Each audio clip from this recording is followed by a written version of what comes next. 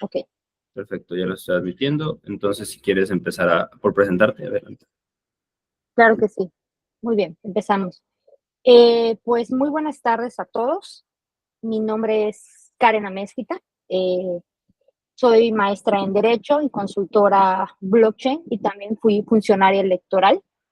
Y el día de hoy pues les voy a hablar de algunos procesos a nivel INE que podrían ser trasladados o empleados con la tecnología blockchain. Es decir, ¿qué, qué, qué procesos dentro del Instituto Nacional Electoral, dentro del sistema electoral, dentro del proceso electoral, para la redundancia, podrían ser impactados usando tecnología blockchain? De eso vamos a platicar el día de hoy. Pues bueno, nuevamente me presento, soy Karen Amezquita, soy maestra en Derecho, especializada en Web3, blockchain, criptoactivos, finanzas e inversiones, educadora, escritora, conferencista, formo parte del core team de Ethereum México y soy creadora de Búho Financiero. Pero digamos que la razón por la cual estoy aquí con ustedes es que del año 2011 a 2023 fui miembro del Servicio Profesional Electoral Nacional. Es decir, que trabajé en el INE 12 años y digamos que a través de mi paso por el Instituto Nacional Electoral desde el año 2011 y posteriormente habiéndome involucrado en temas de blockchain, definitivamente vi una serie de coincidencias o aspectos que podrían impactar en el proceso electoral usando tecnología blockchain. Por eso es que el día de hoy estoy aquí con ustedes.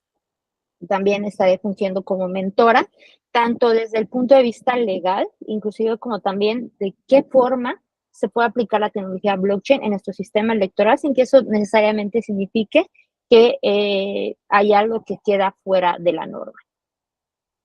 Y pues bueno, les quiero platicar un poquito del contexto y por qué considero y creo yo que es importante hablar de blockchain en el contexto de las elecciones en este país. Latinoamérica tiene un problema generalizado de falta de confianza en su gobierno, lo que se ha traducido en consecuencia en una falta de confianza en el sistema democrático de este país. De acuerdo con los datos de un estudio llamado Latinobarómetro del año 2021, uno de cada 4 americanos, o sea, el 25% de los americanos, no cree que la democracia sea mejor que otras formas de gobierno. Y aquí vemos una pequeña gráfica elaborada por una servidora y la fuente son los datos del Barómetro de las Américas 2021, estudio realizado por la Universidad de Vanderbilt, en el cual vemos que a una pregunta concreta, como puede que la democracia tenga problemas, pero es mejor que cualquier otra forma de gobierno, ¿hasta qué punto está muy de desacuerdo con esta frase? Vemos que Haití se posiciona con el 38% de las personas encuestadas, Honduras con el 18%, Paraguay con el 16%, y el promedio americano es el 10%. Pero obviamente este porcentaje baja si vamos a países con tradiciones democráticas muy antiguas como Estados Unidos y Canadá. Pero si únicamente nos quedamos en Latinoamérica y quitamos esos altos niveles de confianza en el sistema democrático como lo tienen nuestros países del norte, pues sí vemos que tenemos un problema. E inclusive México entra dentro del promedio, que es ese 10%, pero a nivel Latinoamérica, 1 de cada 4 americanos no cree que la democracia sea la mejor forma de gobierno, lo cual nos deja pensando un poco. Ok, ¿y cuál es el caso de México? Bueno, no es secreto para nadie que al día de hoy hay una idea de que en nuestro país las elecciones son caras, pero no son caras de a gratis, vamos a decirlo así, sino porque son caras por la historia que ha habido en nuestro país respecto a la desconfianza en los procesos electorales. Inclusive al día de hoy, la gente no cree que los procesos electorales sean justos, sean equitativos, que se cuenten bien los votos, que se cuenten todos los votos, que no haya fraudes. Es todavía una idea muy incrustada en la mente del mexicano. Y el hecho de que la democracia sea cara, comentan en esta cita, que lo dijo José Woldenberg, ex consejero presidente del otro Instituto Federal Electoral, de que entre nosotros mismos fue necesario construir una serie de candados. El sistema electoral de nuestro país tiene muchos candados que en otros países no existe y que eso vuelve nuestro sistema electoral caro. Ahorita vamos a hablar sobre ese concepto caro y desde luego una definición un poquito más, más en este contexto barroco, que quiere decir sobrecargado, porque el INE al día de hoy no solo cuenta votos, sino que también hace otras cosas como la fiscalización. El INE checa cuánto dinero y en qué se gasta ese dinero los partidos políticos y también checa los expos en radio y televisión. Y otras autoridades electorales alrededor del mundo no hacen eso. Entonces vemos que esa desconfianza a ese juego, a ese suelo disparejo es lo que encarece el sistema electoral. Y aún así la gente sigue teniendo desconfianza en él.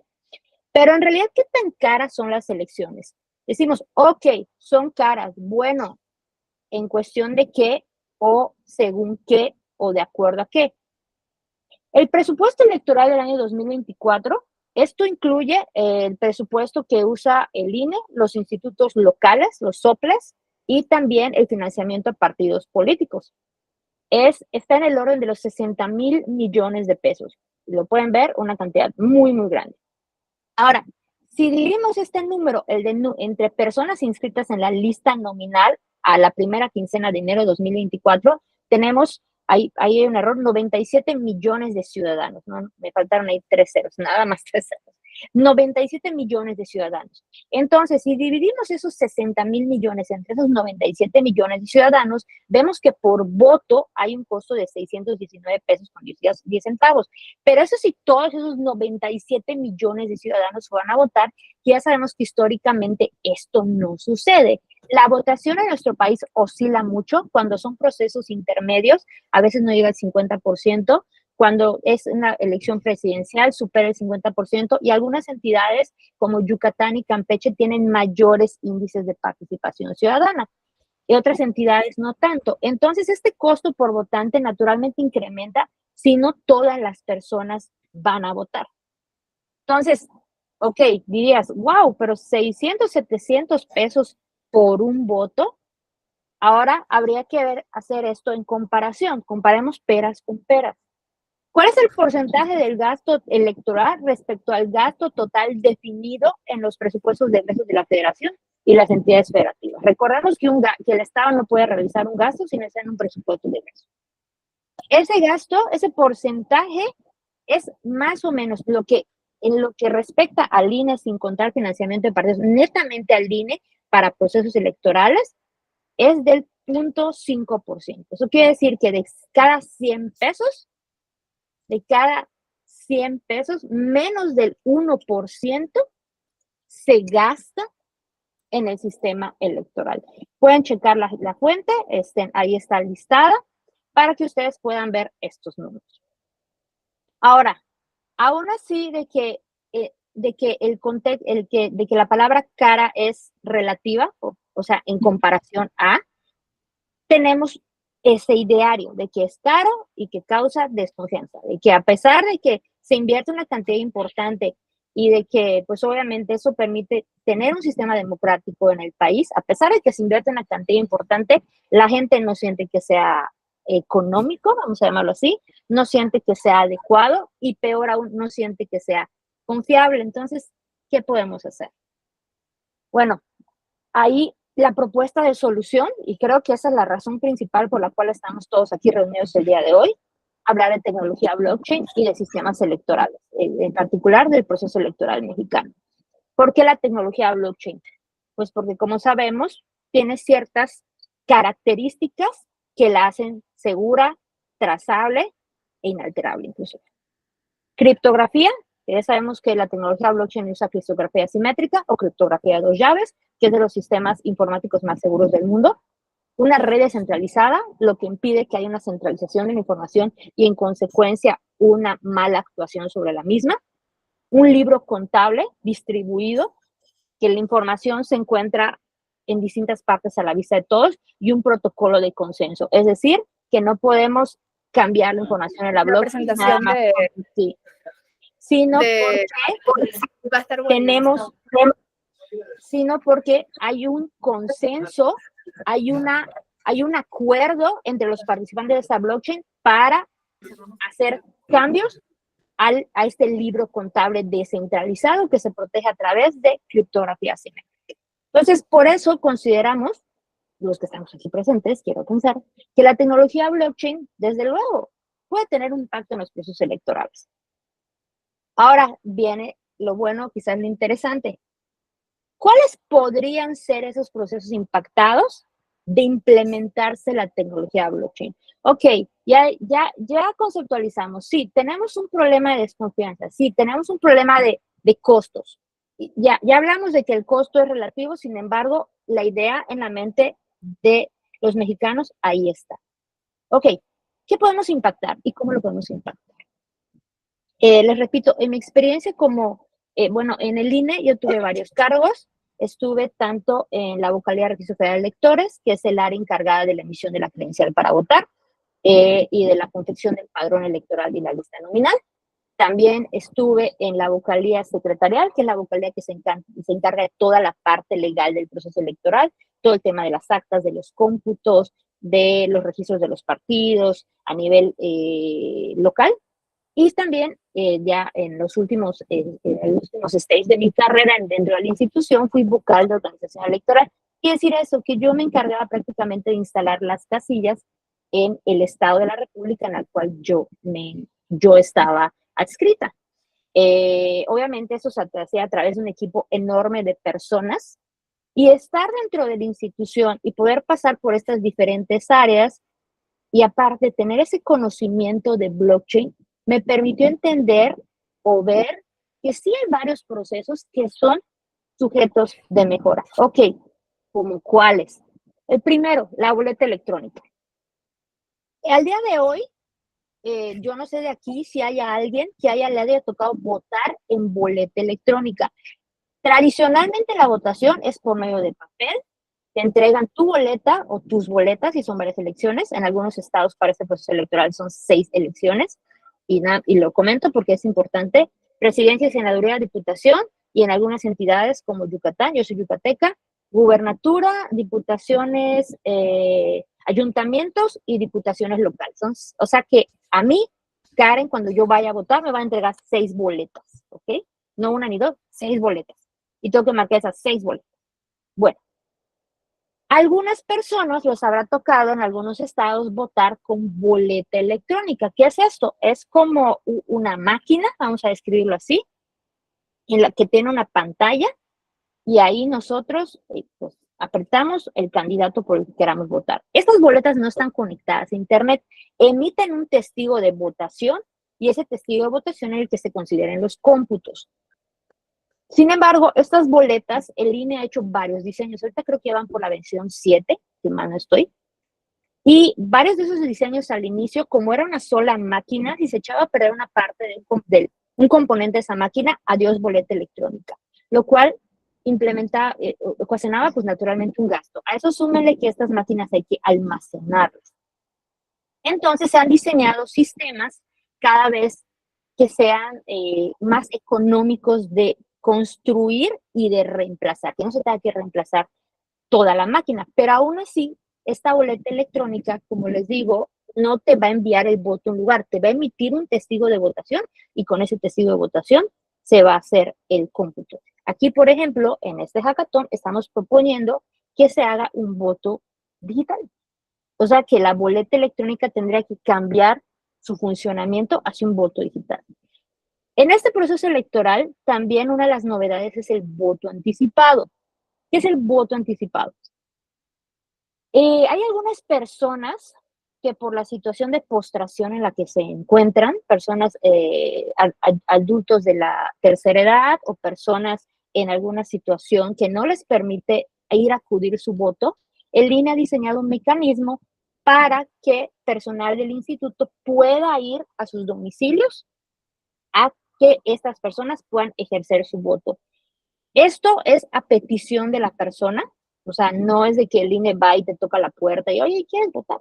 sino que la persona hace la petición.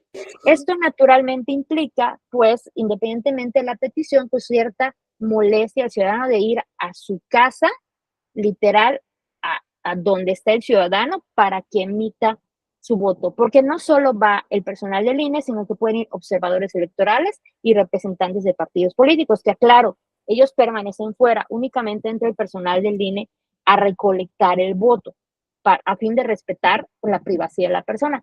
Sin embargo, con un voto digital, esto obviamente podría superarse de alguna forma. También incluye un voto anticipado. Esto ya no lo inscribí aquí porque también es una forma de voto anticipado, el voto de las personas en prisión preventiva. Hay personas al día de hoy que se encuentran en prisión sin que tengan una sentencia. En consecuencia, al no tener una sentencia, no han sido condenados a la pérdida de sus derechos políticos electorales, por lo que legalmente pueden votar. ¿Cómo se ha hecho esta votación? Se han llevado en los centros de votación, o sea, toda la documentación en materia electoral a estos lugares a fin de que las personas voten, lo cual también implica un despliegue de documentación en materia electoral y personal para llevar el voto a la persona. También es el tema del voto de los mexicanos residentes en el extranjero, que en mi cuenta de Twitter algunos ya lo habrán leído. El voto de los mexicanos residentes en el extranjero, al día de hoy, una parte del mismo se desahoga usando tecnología blockchain, no todo el voto de los residentes mexicanos en el extranjero. Obviamente, también la propuesta o la idea sería de que esta forma de voto digital puede extenderse a su totalidad al voto de los mexicanos residentes en el extranjero. ¿Qué otros procesos? Distribución de documentación y materia electoral. Y aquí sí me quiero detener un poco, sobre todo que con estos tres que están muy relacionados, mecanismos de recolección y mecanismos de recepción. ¿Qué es eso? Las boletas electorales se imprimen en la Ciudad de México y el INE desde la Ciudad de México contrata servicios de traslado para que esas boletas se entreguen en cada uno de los 300 distritos electorales que componen el país. Entonces, imagínense el operativo de un convoy con varios trailers, que son esos camiones de mudanza enormes, que van recorriendo todo el país en una ruta previamente planeada, custodiados puede ser por la Marina, por el Ejército, por la Policía Federal, por regular profesional, por el Ejército, que visiten todos los puntos en donde hay que entregar las boletas, todos y cada uno de ellos. Imagínense el costo y la logística detrás de ello. Y el tiempo, naturalmente, y el esfuerzo humano para lograr esto. Los mecanismos de recolección. Ahora, bueno, me voy a tener también aquí un poquito más. Esta semana, precisamente del lunes al viernes, personal del INE ya recibió estas boletas electorales, ya recibió estas documentaciones en materia electoral, ya armaron los paquetes electorales y no sé si a algunos les toque ser presidente de casilla o haya sido un funcionario del INE, se personará a su domicilio y les entregará un paquete electoral donde está todo lo que necesita el presidente para armar la casilla el día de la elección. Entonces, también ese proceso forma parte de la distribución de material electoral y también implica un gasto importante en el sentido de que se requieren vehículos, una cantidad de vehículos, para llevar esa documentación al domicilio del ciudadano. El mecanismo de recolección es, digamos, la parte inversa. Ya entregamos esa documentación como INE, ya se entregó, ahora ¿cómo la recuperamos? Imagínense que termina el cómputo, las personas dentro de la casilla terminan de contar los votos y hay un diseño que se llama mecanismo de recolección para tomar ese paquete electoral que ahora ya contiene votos y llevarlo hasta la sede distrital donde se va a realizar el cómputo de esos votos. Imagínense toda la cadena de custodia, porque esos vehículos van custodiados o por la Policía Federal o por el Ejército o por la Marina, puesto que contienen votos. Entonces, imagínense todo el despliegue de vehículos de capital humano y financiero inclusive para llevar esos votos a la sede distrital. Los mecanismos de recepción, ¿qué es esto? la gente, el personal del INE que recibe todos estos paquetes, ya sea que reciba un mecanismo de recolección en el que vengan varios paquetes, o al presidente de la casilla que agarró su paquete y lo entregó en la puerta del instituto. Todo el mecanismo y toda la logística para llevar a cabo esto. ¿Qué otro proceso? Las bodegas electorales y en las áreas de custodia. ¿Qué es esto? ¿Alguna vez han preguntado dónde se guardan los votos cuando llegan? Las juntas distritales, las 300 juntas distritales del país, tienen en sus instalaciones bodegas electorales, es decir, espacios adecuados específica y únicamente para guardar ahí los paquetes electorales y los votos. Algunas también tienen otra área que se llama bodega de materiales, en los cuales guardan el material electoral, pero la bodega electoral que contiene los votos electorales tiene una serie de medidas de seguridad, como bitácora de acceso, sellos en la puerta, tiene que estar totalmente cerrada, no puede haber una ventana, tiene que tener pues las medidas de seguridad y demás. Imagínense también el costo que una junta forzosamente necesita encontrar un espacio con bodega electoral. Y lo mismo con otra área que se llama área de custodia. Estas boletas electorales dentro de las bodegas electorales están custodiadas por militares. Estos militares permanecen en las juntas distritales todo el tiempo que estas boletas estén ahí. Entonces también imagínense el hecho de adecuar esas áreas de custodia. ¿Qué tienen estas áreas de custodia? Lo básico para una estadía: una colchoneta, una cocineta, quizás una regadera, quizás un horno de microondas, lo básico. Pero esto también impacta en recursos, puesto que los militares tienen que estar ahí forzosamente para custodiar estas boletas. Y ya que hablamos de todo esto, de que ya pasaron las elecciones, ahora esa documentación hay que destruirla. Y déjenme decirle que no es algo muy sencillo, puesto que se tiene que contratar a una compañía especializada en el tratamiento de residuos de papel que nos garantice que ese papel se puede utilizar. Por lo regular, ese papel en los últimos años se ha donado a la CONALITEG, a la Comisión Nacional de Libros de Texto Gratuito, para que ese papel se recicle y se hagan libros de texto gratuito. Y peor aún el material, porque el material es PET, es basura. Entonces, tristemente, eso también es un poquito más difícil de hacerse de él.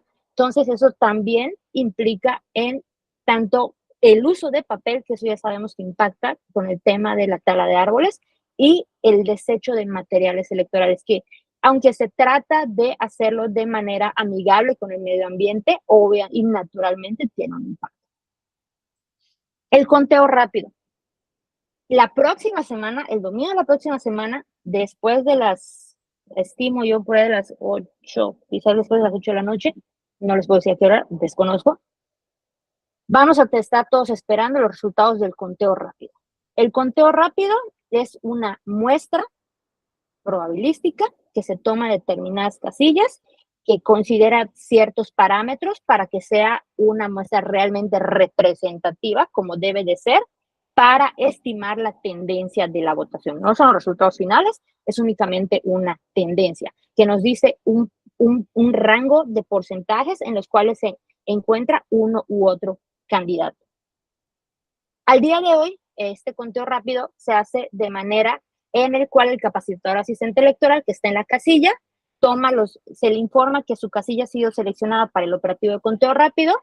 Cuando termine el cómputo, que eso va a ser para la elección de presidente, tiene que comunicarse a la sede distrital y dictar los resultados de la votación de esa casilla, a fin de que esa información viaje al sistema y en oficinas centrales en México pueda salir la presidenta del INE, que yo supongo que así va a ser este año, a decir cuáles son los resultados del conteo, cuáles son las estimaciones de los resultados del conteo.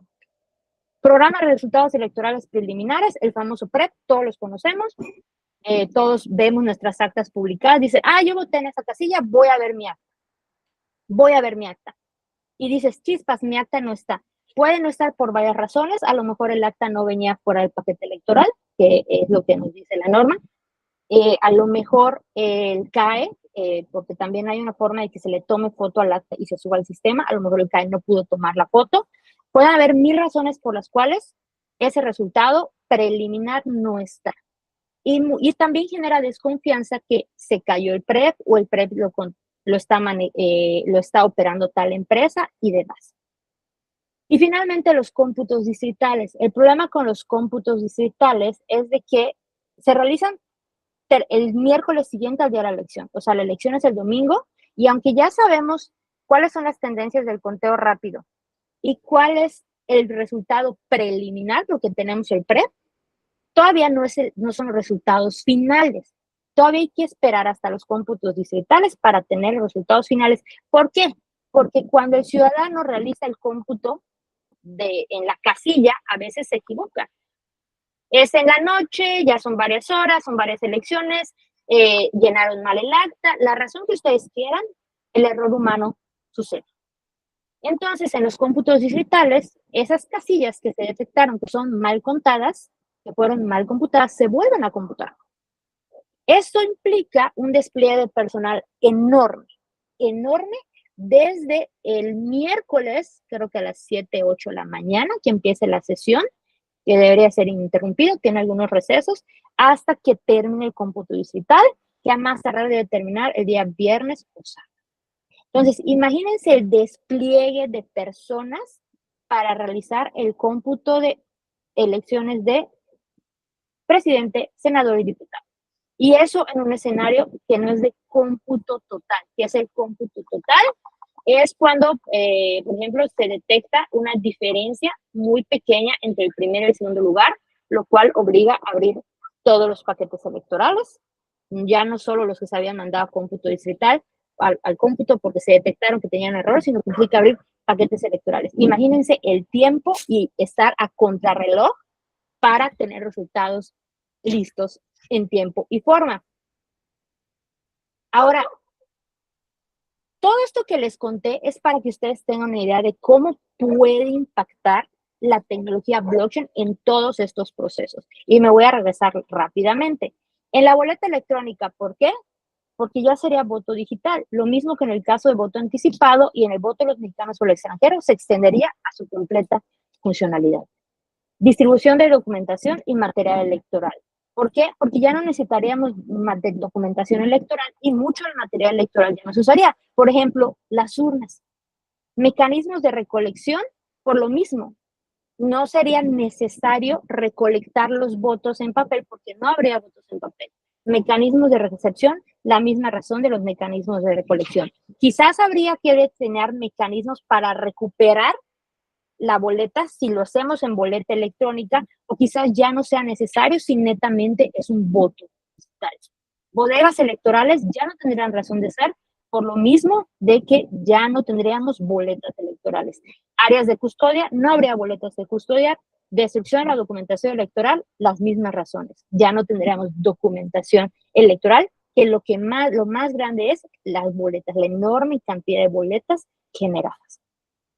Conteo rápido y programa de resultados preliminares y también los cómputos distritales. Lo incluí porque considero que quizás habría que ahí dimensionar de qué manera los resultados finales, al estar en una blockchain y al ser inmediatos, vamos a decirlo así, ya se podría contar con estos resultados.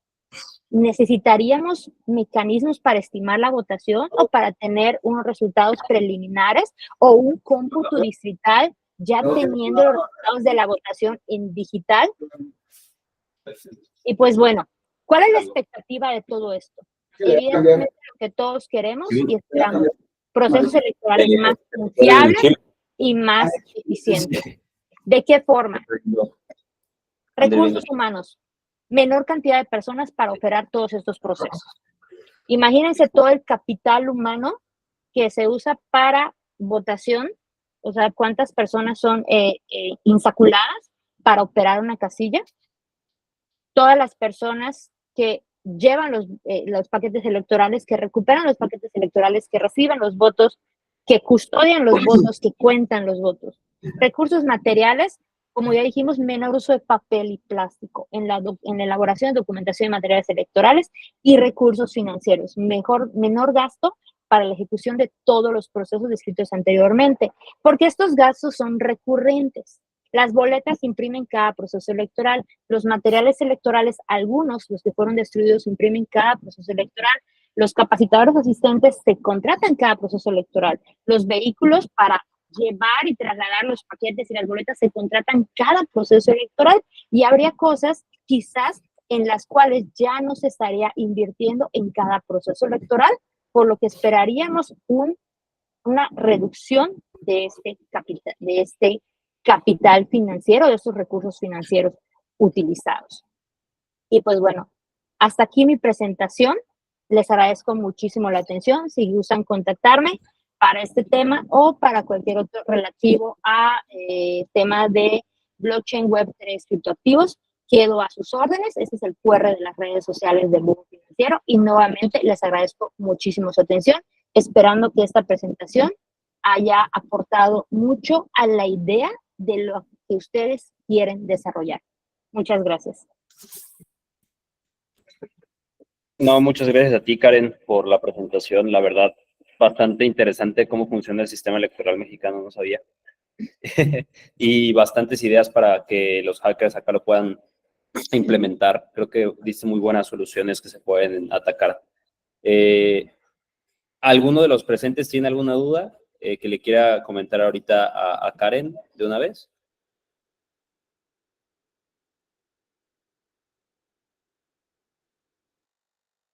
Me parece que no. Entonces, le recordamos que Karen es mentora remota. Está, genial, Arturo, coloca que todo bien. Karen es mentora remota, entonces van a poder contactarla directamente desde el grupo de Telegram. Ella va a estar completamente accesible para que para responder sus dudas, y también si tienen ideas las van a poder rebotar con ella sin ningún problema.